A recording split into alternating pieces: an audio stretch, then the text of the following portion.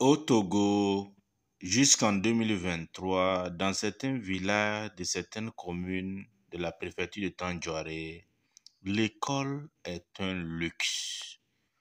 Aller à l'école dans des conditions dignes et appropriées demeure un luxe dans certains villages de la région des Savanes, plus particulièrement dans la préfecture de Tandjouaré, comme à Ouarkambo, à la frontière avec le Ghana, ou à Boulougou, en plein cœur de la préfecture de Tandjouaré, l'école demeure un luxe, une réalité inaccessible pour certains enfants issus de la basse classe et dans certains villages.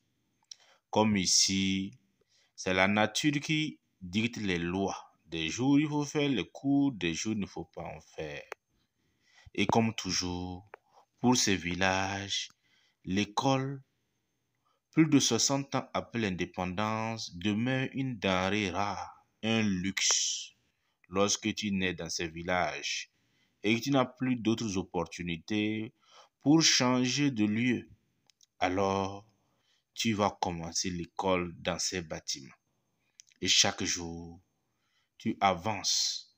Et chaque jour, la pluie et les intempéries de la nature te disent quand est-ce que tu dois y être. Pour ces populations, après plusieurs années de revendications, de réclamations auprès des autorités, c'est toujours resté sans suite. Ils se demandent encore, après les 3 mandats du président Faure Gnassingbé au pouvoir à la tête du Togo, c'est ce qu'ils méritent comme école pour ces pauvres populations, en majorité d'agriculteurs qui peinent à joindre les deux bouts.